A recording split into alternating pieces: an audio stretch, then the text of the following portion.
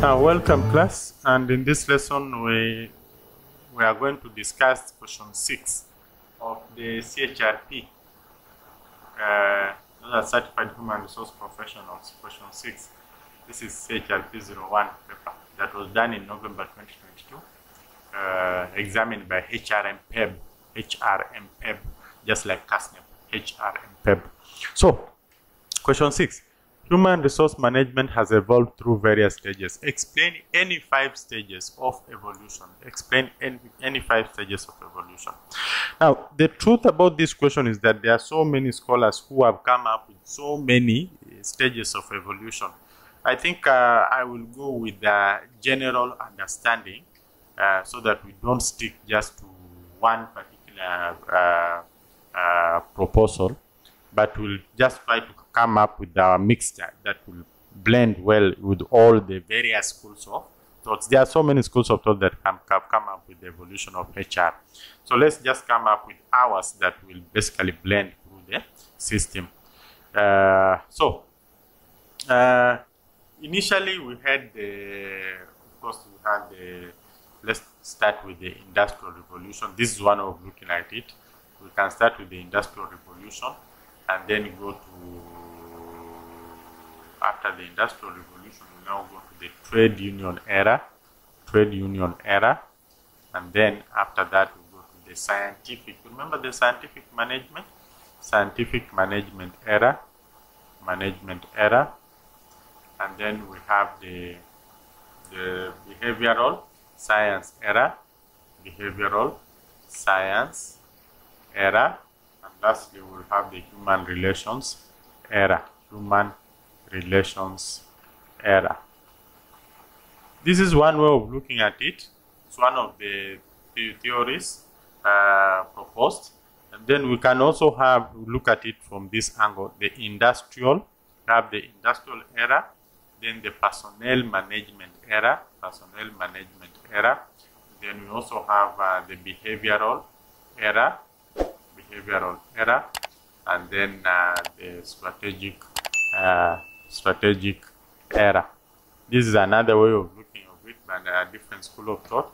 We also have the welfare officer, where the HR was viewed as a welfare officer, then later transformed to a labor officer, then later transformed to a personnel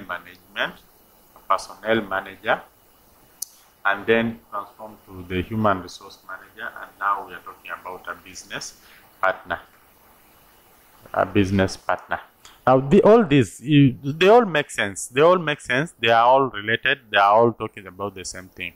What we need to agree here is these are just schools of thought that I've picked, but for the sake of this question now, we'll start with this Industrial Revolution.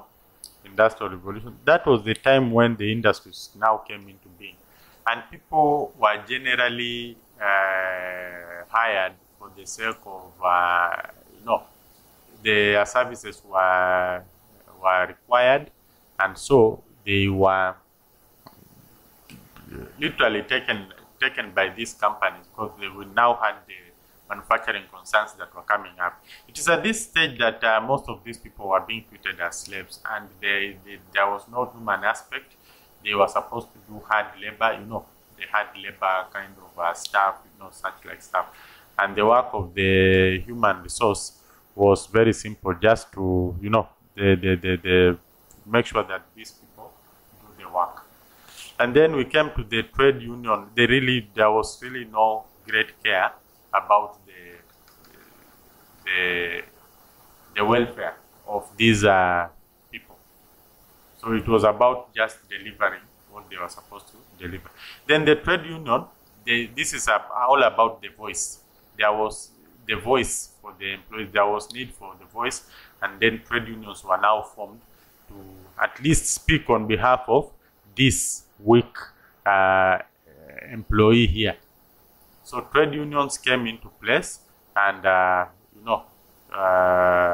basically the whole welfare issue was now raised. So at least with the trade unions, they expected minimum salaries, better working conditions. That's how it go. And then, so the HR at this point was to look at the welfare of the employees in line with what the trade union requirements. Then after that, we came up with this scientific management. There was a scholar here called Frederick Taylor, whose main interest was on how to improve the performance of the organization. And so he made people work like machines. He made people work like machines. So he actually viewed people as machines. And he came up with very scientific ways of improving performance, like standardization of products. Of course, there was training so that these people can learn how to do their jobs well and give the best produce.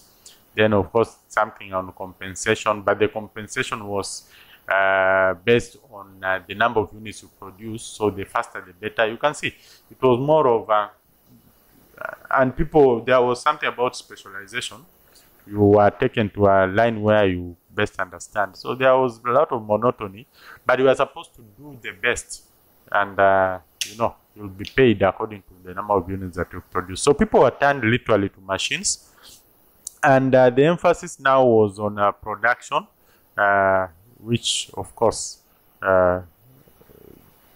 was the beginning point of this behavioral science. Behavioral science, this is where we have Sir Elton Mayo, or Professor Mayo, who did a lot of work through the Hawthorne studies.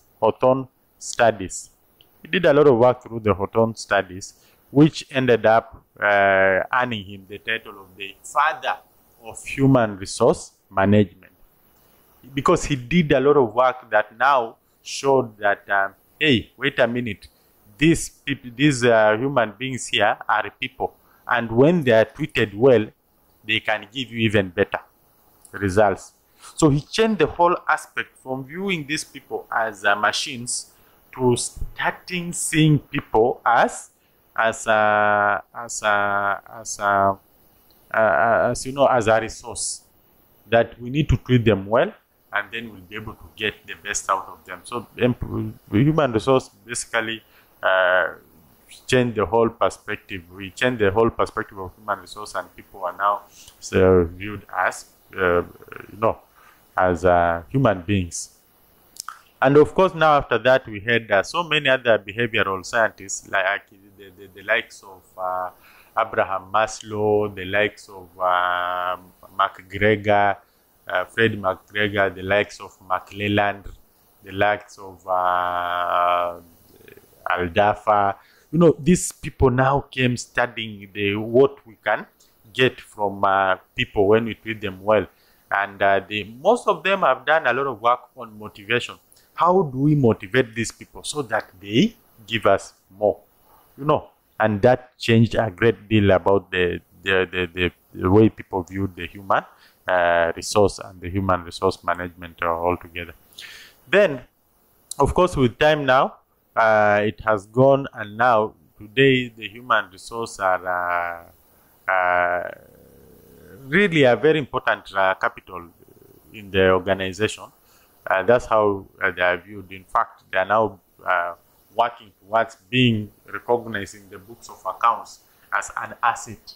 It's just that the accounts principles may not really be in line with that requirement, but that is what HR is actually working on, that the human resources are actually supposed to be treated as an asset to the organization and not an expense to the organization. That's where we are now. Now, let's talk about, this is generally the human resource, how it has evolved with time. But if you talk about the human resource management, if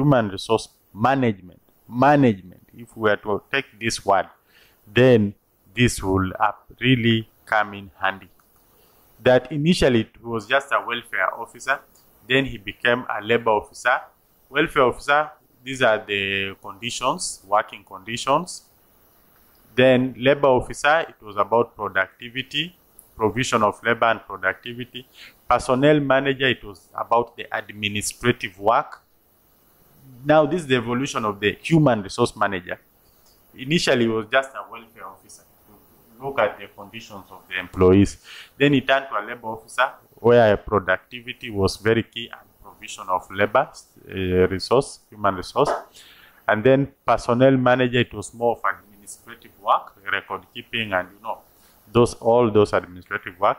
Then human resource management, now it became a function, and he was supposed to overlook so many functions now came into play here, starting from manpower planning, the management bit of it, the managerial functions, them, organizing, planning, controlling, coordinating, and the group. So all those things came here. So human resource basically started from manpower planning to recruitment, to selection, to onboarding, to training and development, to compensation, to safe working conditions, to a whole myriad of things. Now it actually now became a department on its own. And like in most cases, personnel manager was just a subset of the finance department. But at this level, around 1990s, this HRM became a department, and it was recognized because it had a myriad of functions, or managerial functions, which were done here. Today, where we are, the HR is looking for a table, a slot in the decision-making table. I have said that again. And in most of these serious organizations, the HR has that chair. He has that seat in that decision-making table. So they have gone up there and they are seen as strategic partners in the organization, striving to determine the direction that the organization will go. So you can see he has risen from all this, from the welfare, just a meager welfare officer, to a labor officer, to a personnel manager, to a human resource manager. Now he's a strategic business partner. You can see that is the evolution of the human resource manager. He rose from this small position here all the way to being a strategic business partner.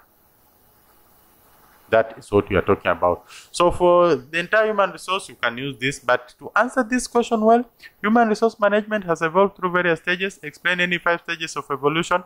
I will go with this one.